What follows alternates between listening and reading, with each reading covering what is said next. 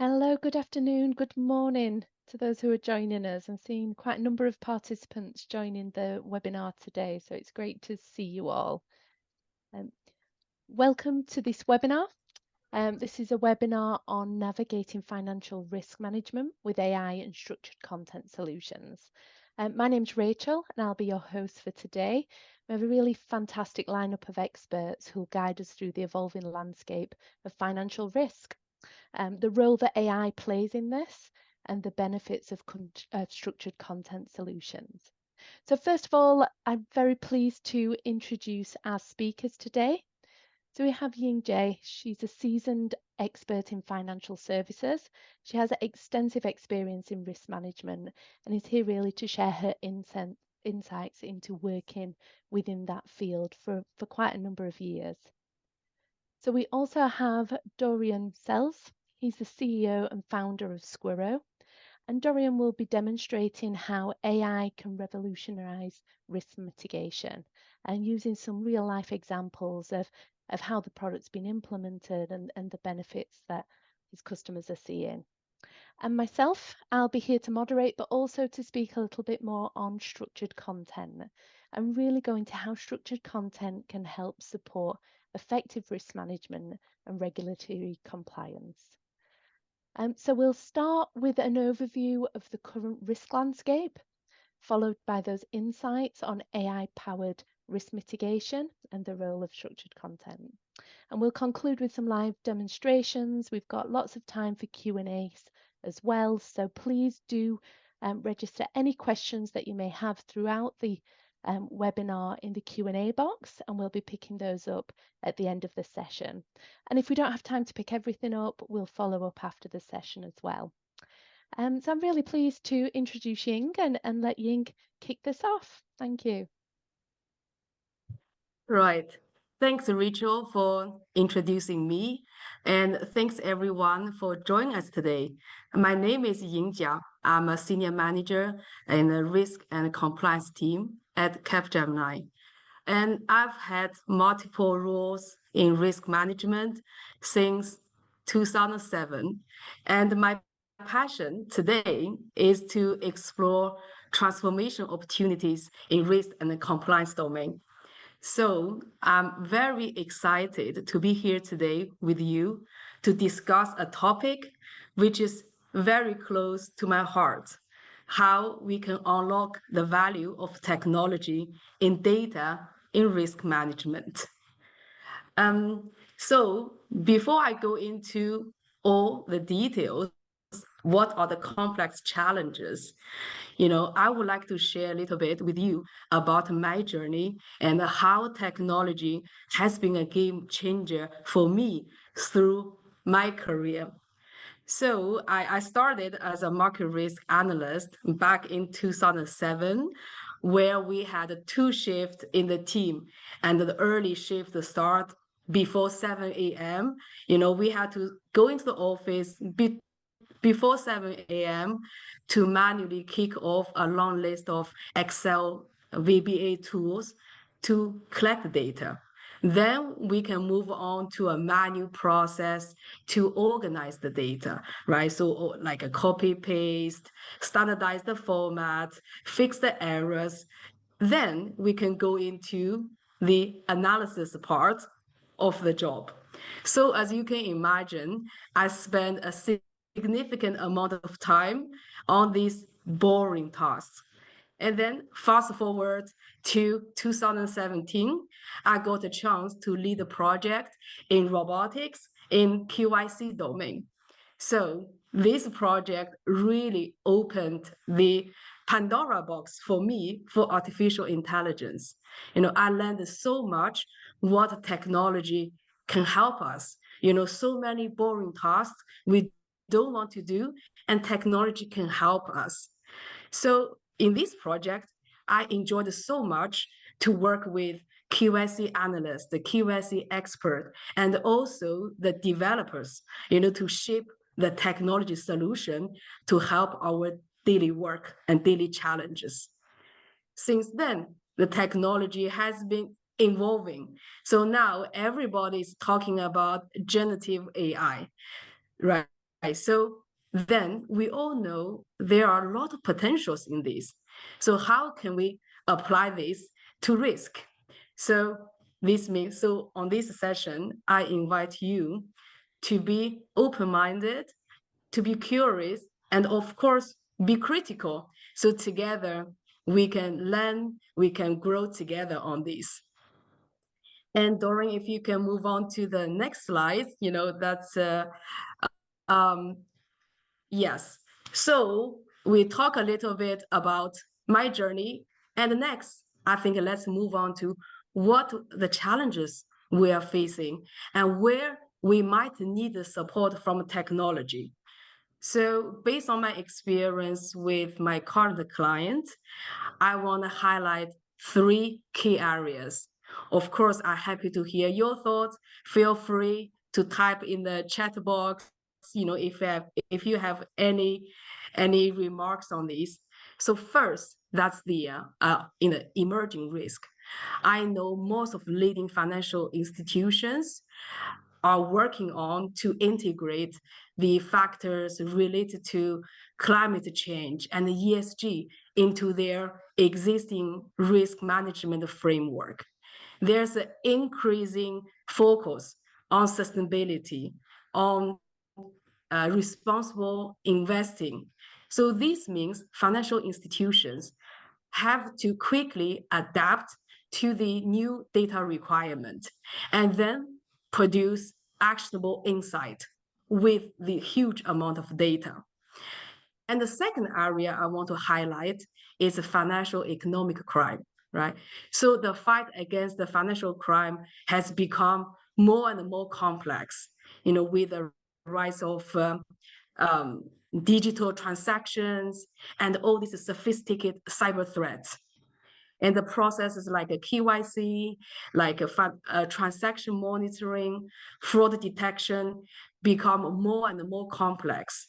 So the access to reliable data, to more high quality data, and also real-time data is become more and more essential to these processes. And the last but not the least, I want to talk about the regulatory complexity. So we are in this very complex, ever-changing regulatory environment. The financial institutions spend a lot of time and effort to stay up to date with all these changes and also be compliant with it. And the regulators, really require the institutions to be more transparent, to have better reporting, to have more disclosures. So this all gives a lot of attention and pressure to the data. So we all know we need a high quality, reliable, complete, and meaningful data. This is very essential for risk management. And we need also more robust data collection and analysis solutions. So now it's the question, can technology, can AI help us with it? So it's also time for me to hand over to Doreen, who is the expert in AI, and he's gonna talk about the precision engineered AI with us. So what it is this, what this can do. And also I invite the audience, think long, right? How can this relate to our daily challenges? So Doreen, over to you. Jing, thank you so much for your introduction. And yes, indeed, precision engineered AI for risk mitigation and management. What is this about? Let's actually go here. And I just did this when preparing for today's webinar. I did this little thing here in a famous website by the name of ChatGPT. And I asked, what's the world record for crossing the English Channel entirely on foot? And what did it come back with?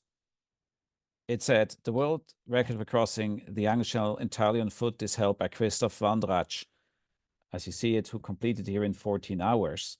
I just wonder, how on earth can you cross the English Channel by foot? This is not precision. This is literally off the charts by a big mile. And if you're in risk and risk management, this is not something that you can accept. This is something that actually adds on your risk profile. If you would kind of like apply this type of technology, like no guardrails and no precision around it. Because, yeah, well, if it replies in this way to just such a simple question, think about what happens if you ask it a bit more complex questions. So the reason why we talk about precision engineered AI is because what everybody talks about retrieval augmented generation as one way to apply large language models in the enterprise. You need to go beyond that kind of like generic retrieval augmented generation piece. And as a matter of fact, add a few things, such as knowledge graphs to increase accuracy, AI guardrails to ensure compliant and reliable answers. You want to have an automation element to it that allows you to automate workflows. Eventually, even want to integrate operational data sets, because I have not seen companies just running on text, but I also have seen companies running on numbers. And it's called large language model, not large numbers model. So you need to find other ways to ingest, as an example, operational data set when you want to evaluate risk. And it's all most likely pretty sensitive data. So how do you ensure that none of these data sets get leaked into the open, or as an example, gets happens is ingested into a publicly available large language model, and at the end of the day, you have your own sensitive data available to third parties. That's why we have developed this platform, and we call it Enhanced RAG, to make sure that the precision levels are such that you can rely on those answers. And about that, I want to speak in the next few minutes, how you can reliably and accurately mitigate risk. At the end of the day, we as a company, here are a couple of introductory elements about us as a company. We support organizations for quite some time around the globe in heavily regulated industries, such as central banks, but also like commercial banks. We support them in making sure that they can use the breadth and width of NLP techniques, of Gen AI techniques to drive business value. And we do that through various means. Today, we look at one specific, that's risk and risk mitigation. At the end of the day, I think following up on what you nicely laid out, Jing, in your introductory remarks, right?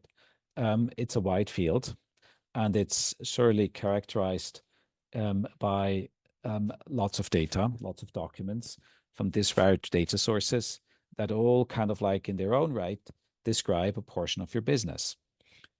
If you do that at scale, you, however, today often have thousands, sometimes hundreds of thousands. Some of our customers literally have dozens of millions of documents to come through, and it's simply too much. And us humans, we are good at deciding in situations of gray to say it's this or it's that. But at least me, maybe you audience different, but at least me, I'm not really good reading the kind of like consistent quality, thousands of pages, and figure out where on page 386 in the bottom right corner of a footnote is a declaration of some level of, as an example, capital adequacy risk. And do that day in, day out with the same level of quality. Because if you miss it out, you have an uncovered risk, you have an exposure that you don't want to take. So there it comes in, that if you start to kind of like put that process that in itself is complex, here is a simplification of such a process from the moment you actually define an audit scope, all the way you do that process. You also do the review, you do the finalization of the audit once done, and then effectively hand it over to the customer, to the client. You might escalate depending on the findings, right? All of that, you can now go and various steps of this process, you can now inject very specific elements of AI-supported workflow, be it in the collection piece, be it in the assessment piece, be it in the reporting piece. In the collection piece, it's most of the organizations have a plethora of sources, internal, external. Most of the organizations have, once they have combined all of that, they need to go and assess this against the rule book in place. And then at the end of the day, once you have done the assessment, you need to write up your findings. That report effectively then gets picked up by the next higher level, or gets picked up by the regulator, gets picked up by the institutions you need to submit that to. And these steps at various places can now be supported in a way that you go through documents like never before. And yes, we do that for regulators. We do that amongst others for the Bank of England, the Deutsche Bundesbank, the European Central Bank, where we do exactly that kind of like combination of humans that do the actual assessment, because I still believe that we all here on this webinar are many, many light years ahead of any, quote, artificial intelligence, quote, final, in terms of assessing, as an example, the standing of, say, an institution against a rule book in place. But the technology is, as I laid out before, infinitely better to figure out where, as an example, in that plethora of documents sits that piece that you need to analyze in detail. If you do that well, that combination, the results can be pretty impressive, what we've seen. We have seen sort of an up to 80% reduction in the time spent identifying the risks that you need to look at.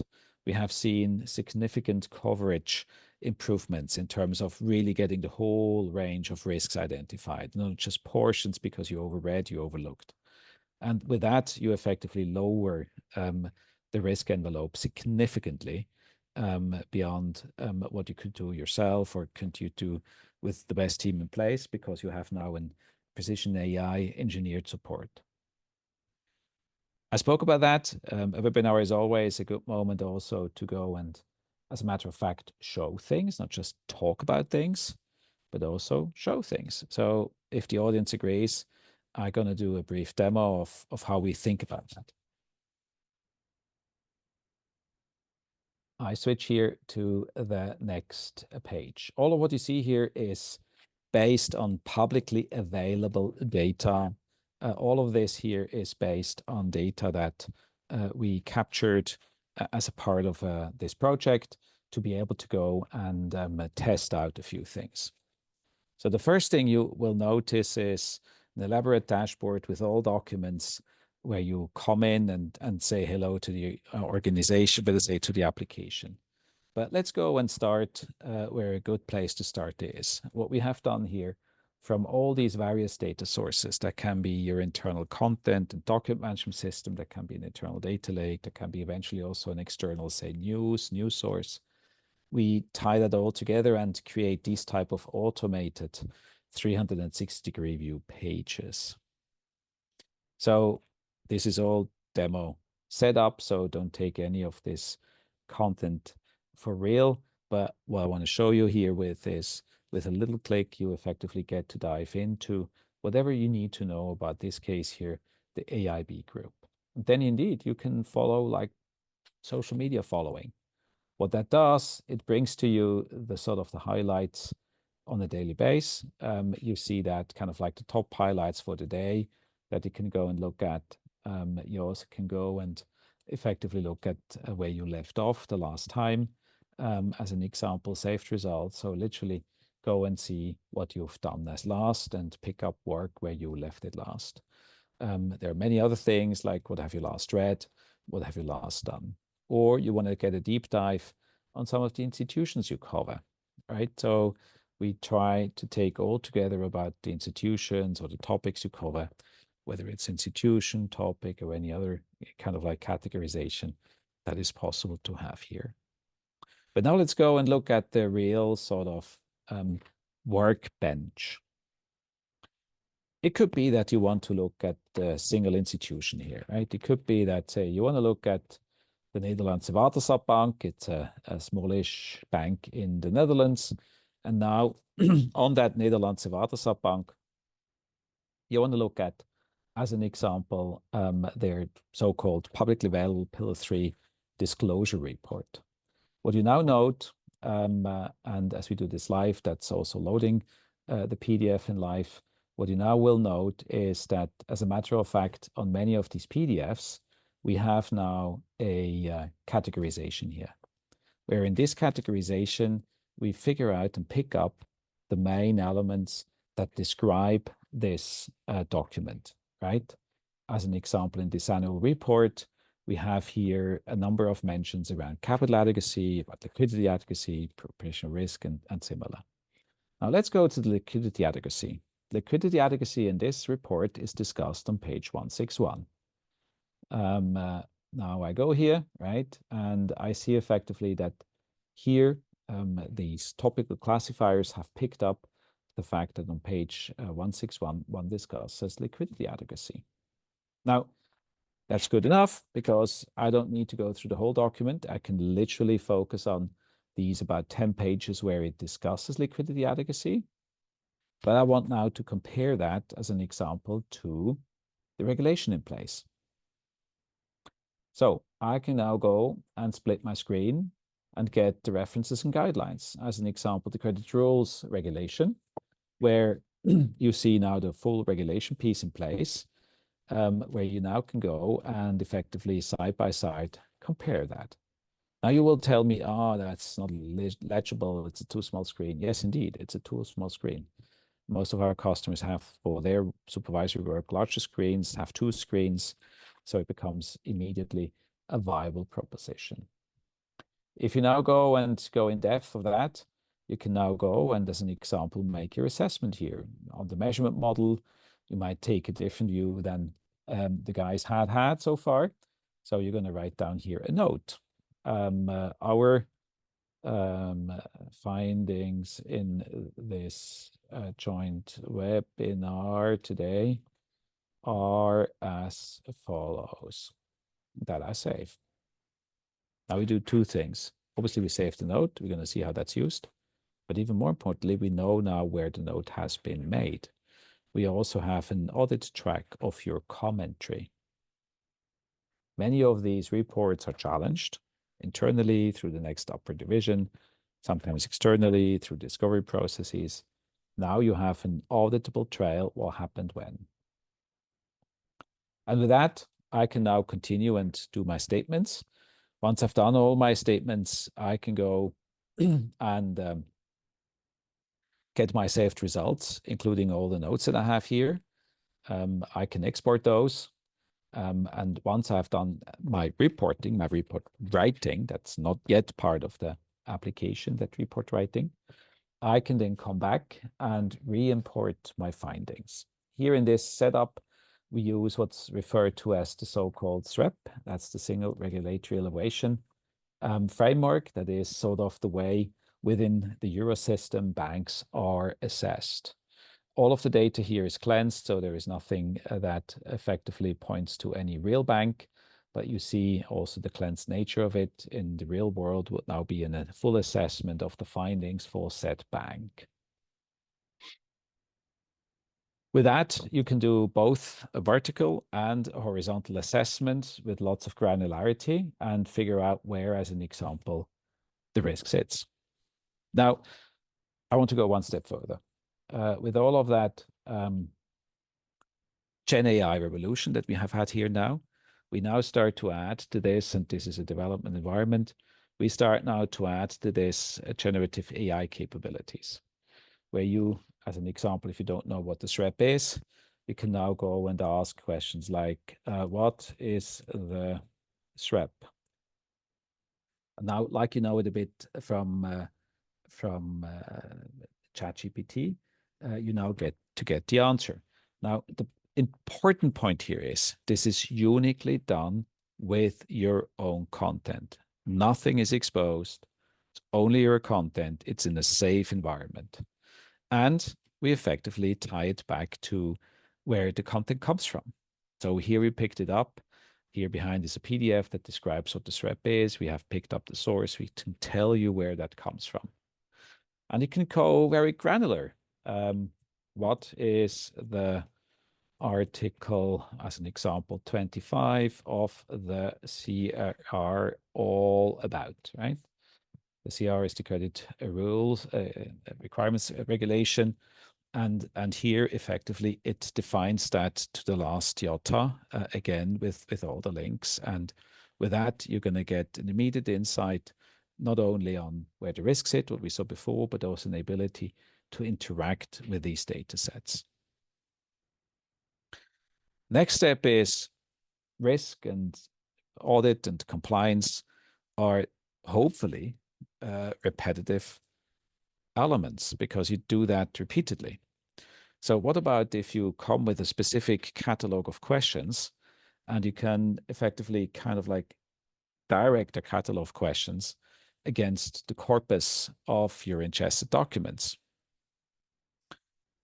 and then in one go answer them all. So here we have a small test set of data of also such supervisory questions, audit questions, as an example that I have now uploaded. And now with one click, effectively I can go, system takes a moment to warm up. I can now go and effectively kind of like mass produce the answers. Over at our company, we do the same for, as an example, RFPs, RFQs, RFIs. We do the same for customer support. We do the same for many of our enterprise functions. From my own experience, where I took and I indexed this a full day, say 8 hours for doing an RFI, RFP, I shrink wrap that now to 1.5 to 2 hours. That's a 4x improvement in terms of productivity. Why? Because we make use of what I can do best, what the machine can do best. The machine is really good at this type of combination of different data sets, different data sources, different assessments of risk into one single thing. We humans are good at kind of like making sense of it. That is, go through these answers, refine those answers, but also effectively make a judgment call about what the risk really is and not. With these short a few examples, I want to show you, the audience, an ability to rethink that audit and compliance process away from a very paper-based, very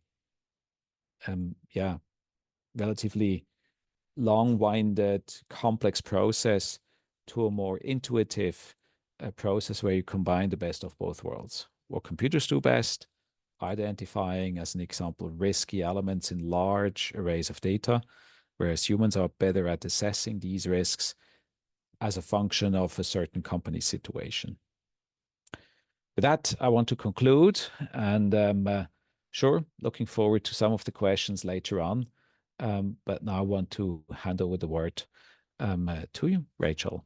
Fabulous. Thank you very much, Dorian. That's really interesting to hear Ying's insights into just such a huge evolution of a very manual process involving Excel. I think when anyone mentions Excel as a tool that they have to use for anything, often there's a few cringers. So it's nice to see that you're benefiting from the evolution of technology. And with the introduction of AI and the demo of Squirrow, it's been really insightful to see how you can really speed up gathering very relevant, very contextual information to speed up your day-to-day role. So in whatever role you're running in, particularly in the risk management side. So I'm here really to talk a little bit more about structured content and how that fits in the puzzle and how that really helps accelerate and provide further governance and compliance on your IP, which is your content that you're distributing internally, but also communicating externally to regulators, but also to your customers. And how do we help provide the extra stamp of compliance there and agility to navigate this risk environment? So if you could go on to the next slide, please, Dorian. So I'm from RWS, and within RWS, I'm from the Tridion division. So Tridion is structured content management solution.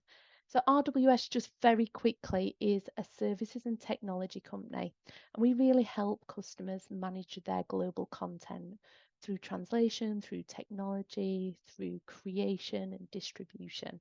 So we are the largest unknown company that work in the background of many huge global organizations, helping power their global communications. And particularly within FSI, we work heavily within the top global banks, asset managers, insurers. So we have a lot of experience navigating together with our customers the risk that you're facing on a day-to-day basis. So if you could go to the next slide, please, Darian. So when I hear Ying's story, when we were prepping for this webinar, and I hear Ying's story about kind of all of the expertise, the people that are actually on the front line, kind of collecting information, managing the risk, communicating, analysing all of that. And I talked to Dorian, it really reminded me of a documentary that I saw recently. So I hope I'm not going to spoil this for anybody. It's definitely worth a watch. I would highly recommend. And this is very much around the story of how an Australian yacht crew managed to break the New York Yacht Club's 132-year winning streak. And they really enabled themselves to do this. They had a lot of smart people on the deck, literally on the deck, pulling the right ropes, making sure that the boat was safe, the boat worked in an operational way, making sure it was the right materials were applied to make sure they had the strategic insights into how the other teams were working to mitigate their risk of losing. Um, but why did they win? How did they win? And I have to say there is a spoiler alert, so you can mute yourself or turn the volume down a little bit for the next minute if you've not seen this. So if you can go to the next slide, please. So many attributes contributed to their success. Very much like in business, we can make the relationships and the connections. So that skilled crew to steer the boat is really all about you guys that are working with it day to day, the smart people on the decks that are making things happen, that are on an operational level mitigating that risk hour by hour. Again, the strategy that they implied, really thinking about that risk management. They really focused on what are their competitors doing and what are the conditions of the sea, very much like the conditions of the market, and how they could navigate across those. And they were very well prepared and highly motivated. But there was one thing that wasn't necessarily above the water that really helped them to win the race. So if you can go to the next slide, please, Dorian. And just like the revolutionary winged keel, so this was a design of the boat underneath, so the actual framework that underpinned how the boat glided through the water was so revolutionary that it provided that superior stability and maneuverability on the water. And this is much like we see structured content that forms the foundations that really keep systems steady and agile. So in the same way that that keel helped the Australian team to gain that efficient edge in sailing, structured content really helps organisations have a competitive advantage by making that content easily navigatable, adaptable and future-proof. So it really provides a lot of the agility for faster content updates, for seamless scaling and improved searchability. So a lot of what Dorian was able to show you really speeds up, and the quality of the insights become ever better the more enriched your content is. And with structured content, you can build a lot of metadata, taxonomies into how you're building that. So it's right every time that you're searching for it. So really, in short, that structured content isn't just a support system, it's a game changer that can transform the way businesses handle and leverage information. And it's not a new concept. It's relatively new for financial services. I think that there's been a lot of market changes, a lot of technology changes that have really brought to everybody's attention a new way of working. Can we continue to work with Word documents, with static documents? Is this supporting us to push forward and really drive change in our organisation, be more agile to our customer requirements, be more agile in responding to those regulatory changes, such as DORA that appears and you have to remediate all of your hundreds of thousands of IT third-party contracts. And a lot of those contracts through kind of conversations and discovery with our customers are in PDF or in Word. They're in someone's desk. They're very disparate across the organisation. So updating those is a highly manual role. Now, having structured content and having dynamic content means you can find the areas that need updating very quickly using insights and get that content updated in a much more agile way. So you can be really responsive to the needs of the market. So if we can go to the next slide, Dorian. And it's all about having that content confidence in a regulated world.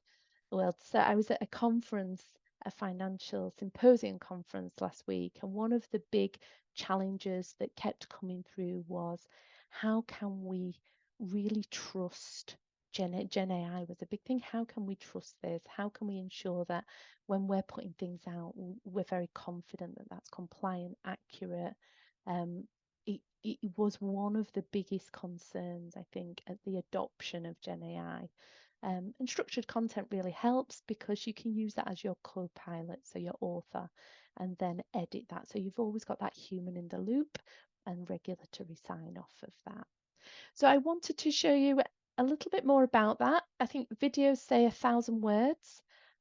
So if, Dorian, you can hit the video on the slide, that'd be great. Thank you.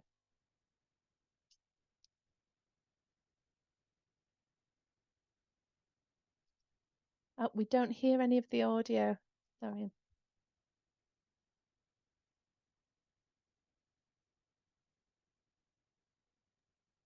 Rachel, you said the audio is not coming through. Is that correct? That's correct. Yes. You may need to try just again. share and enable.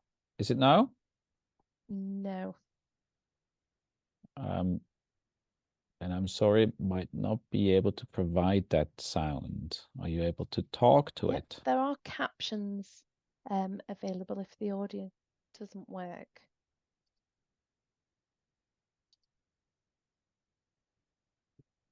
But yeah, there we go. This is all about managing your content with a content team effectively to ensure that that's compliant.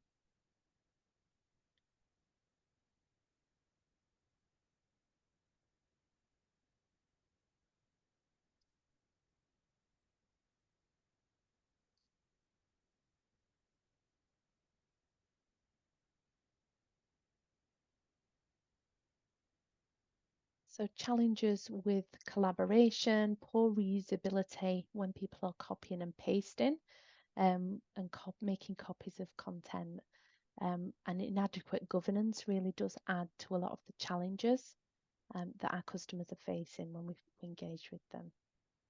And that's where structured content authoring really comes to play. So it enables that collaboration effectively within a very user-friendly interface, very word-like interface. There's no XML training needed. XML under the hood, but users don't see or feel that. And it's a highly stable network, which really allows the collaboration across all SMEs. Now, the benefit of structured content is it is authored in a more modular way. So you can use your content a bit like building blocks and really kind of distribute those and put them together in different ways for any output channel.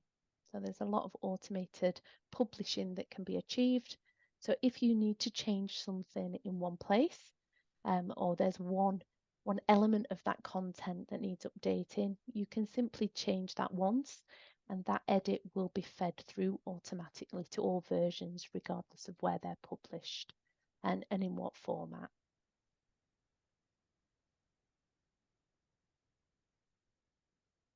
Wonderful. And we can, of course, share the video with the participants after the webinar as well. Thank you very much, Dorian. So if you can go to the next slide, please. So,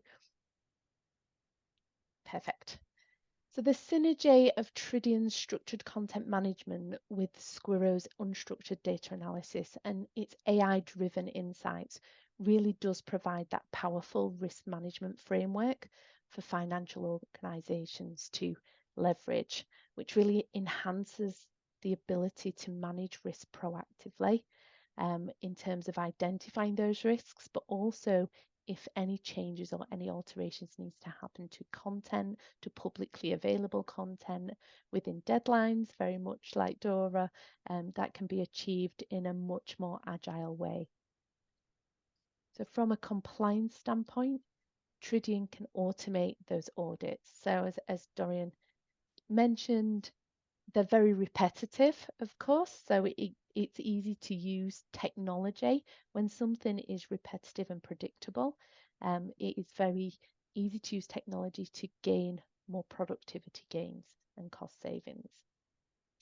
So it's real-time risk dedication, so it combines the solution and to provide those timely alerts from diverse data streams. So as Ying mentioned, you've got all kinds of data that you're managing right now with the Sustainability Disclosure Act, ESG, financial crime.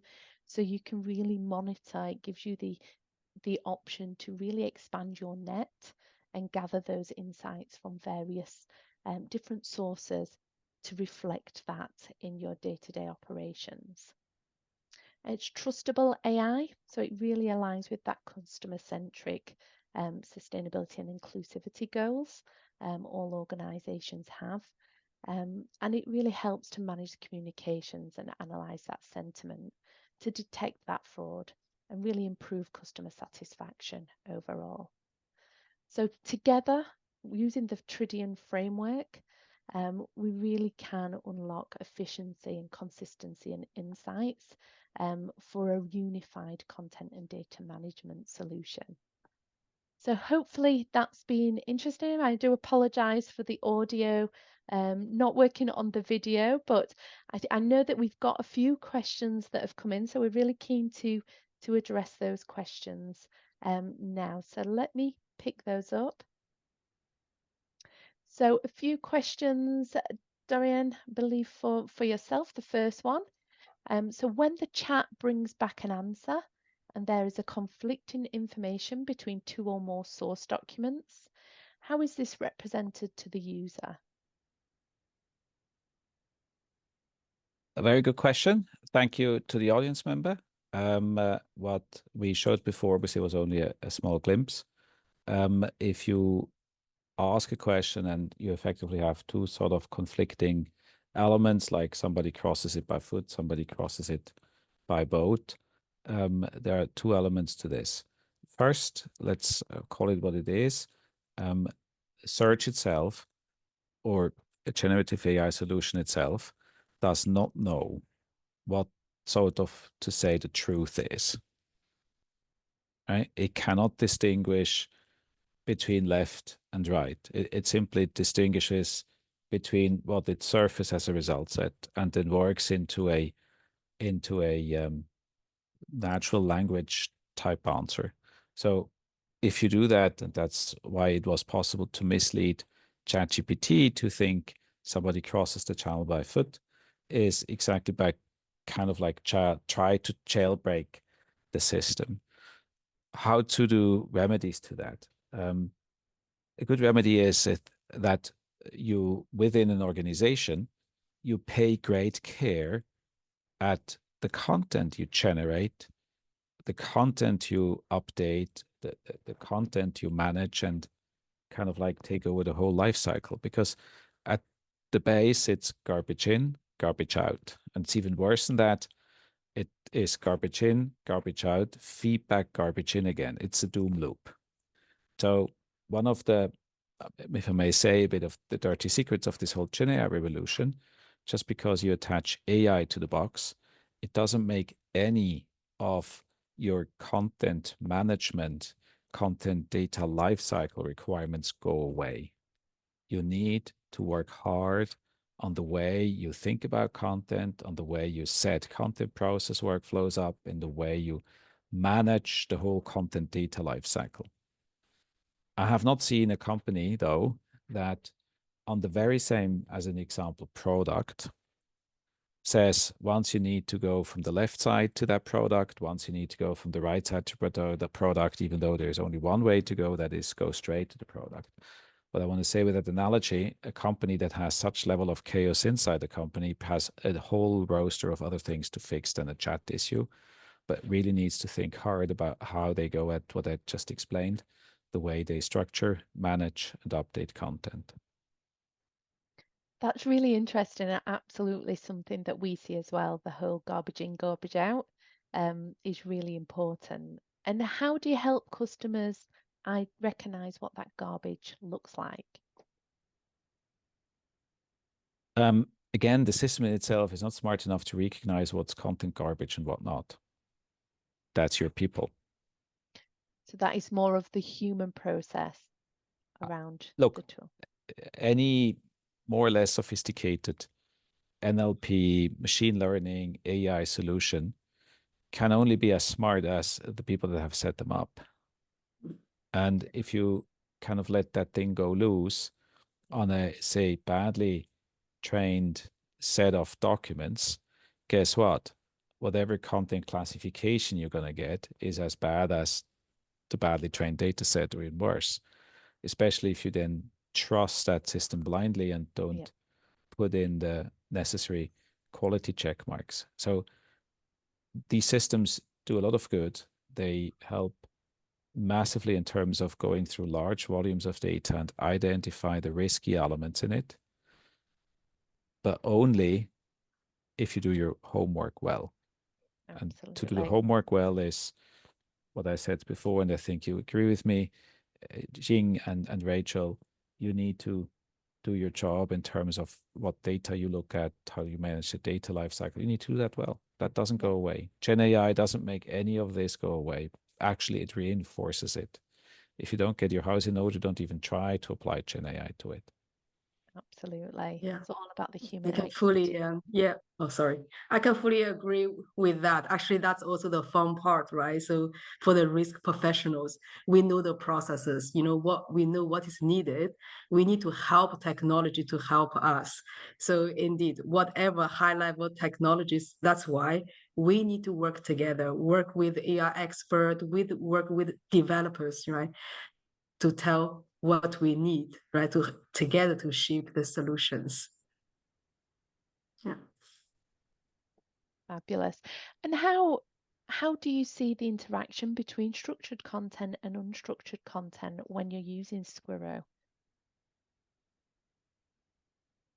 My line went bad a bit. You said, how do we at Skuro see? Yeah, so how do you see the combination of structured and unstructured content together for an organization? And how can they leverage the most out of their content base? My quip is it's called large language model, not large numbers model.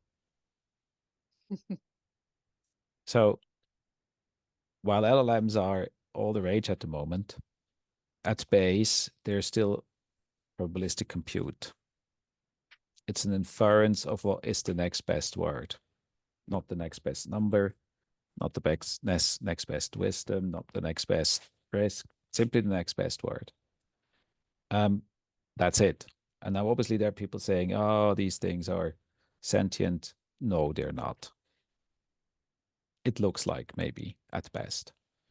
And sure, you can make them all smarter, but if you look at precisely at it, the way these systems works is by inference, and the title already implies what that means. It infers based on previously seen data.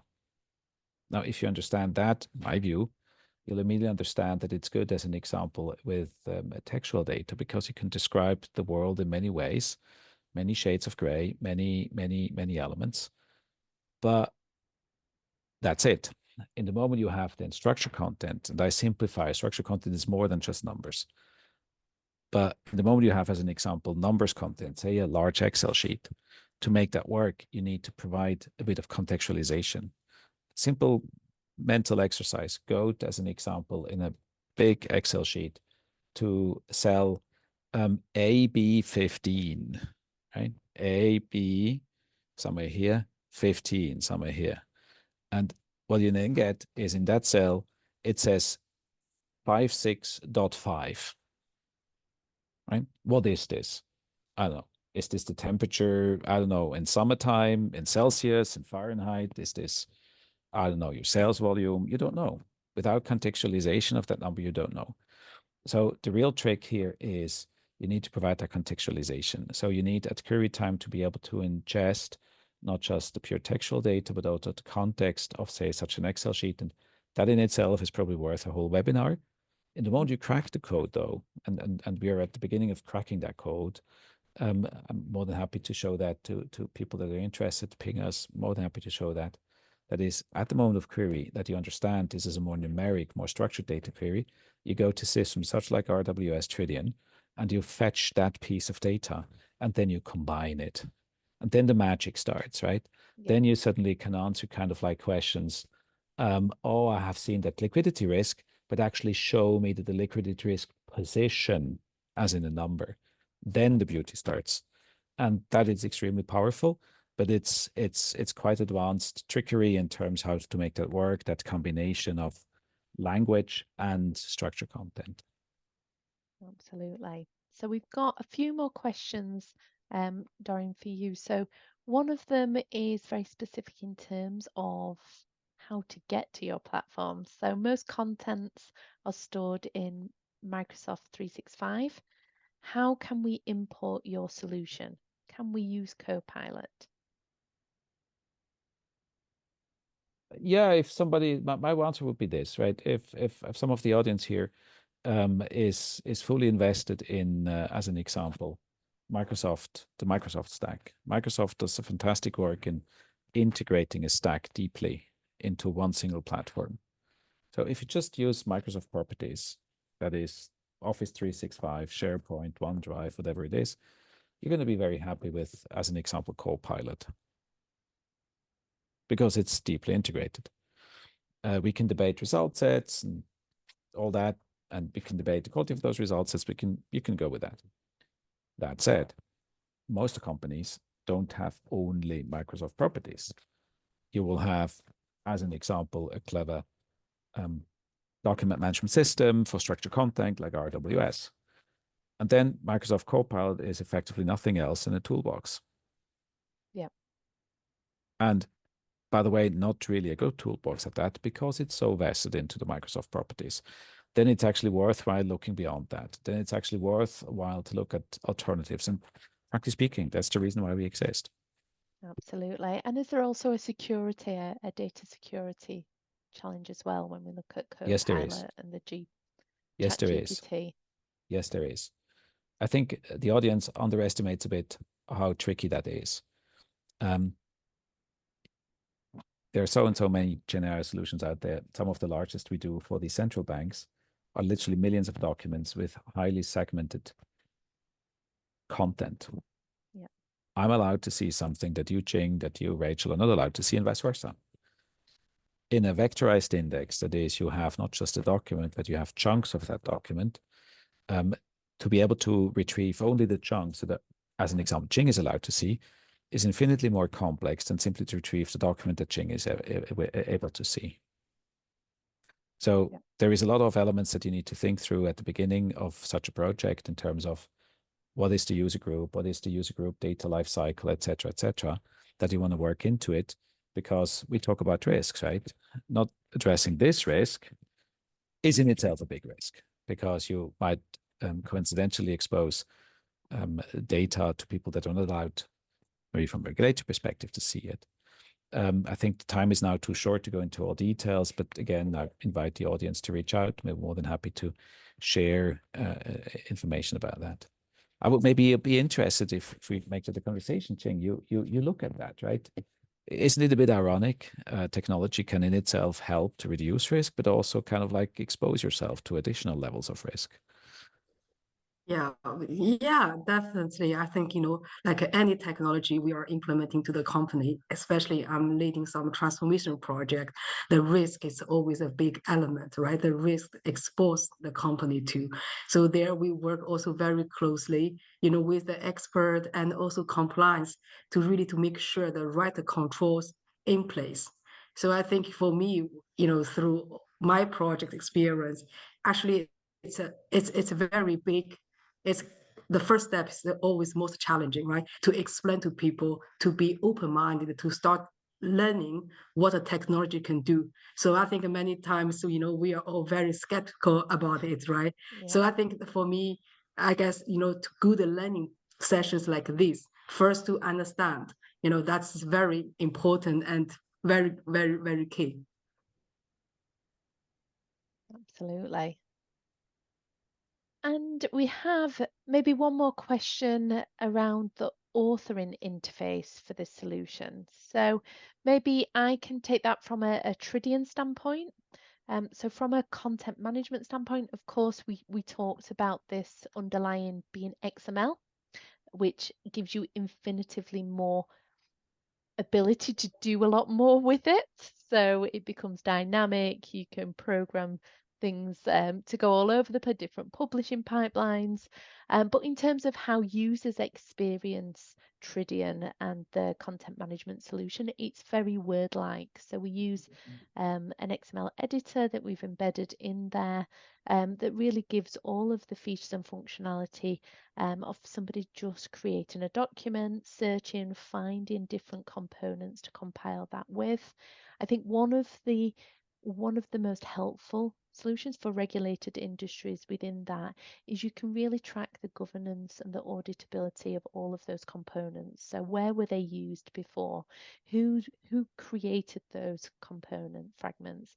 Who has approved those from compliance or legal within your organization, and what date they were approved? Can you reuse those within different content pieces flexibly? And with a lot more agility. So it really gives you a lot of insight into the nature of your data. It's a single source solution, which of course makes governance a lot easier when everything is in one place versus in various different solutions or systems. So it really is a very simplified way of working, I would say, in terms of the creation and the review. So I know we are coming to the end of the webinar. I don't know, Dorian, do you have any last thoughts for our attendees? Well, as we just come on top of the hour, I think I invite the audience to get in touch with you, Jing, over at jing.b@gi. I mispronounced that terribly. I'm terribly sorry, but people can make a screenshot of your email address and get all the insights that you shared. Rachel, I enjoyed much together with you and Jing to discuss this topic. Anyone wants to reach out to us, reach out.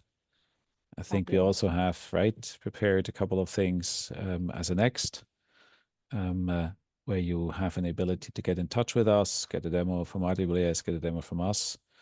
And isn't it, Rachel, that we also will make that available to everyone? Absolutely. So we will be sharing the recording and some further information and videos with you all who have registered. I hope you found the session today valuable and informative. And hopefully we will speak soon. It's been great to spend this afternoon with you all. So thanks so much, and thank you, Dorian and Ying, for your time today. Thank you. Thank you very much. Thank Goodbye. you, everyone. Goodbye. Bye.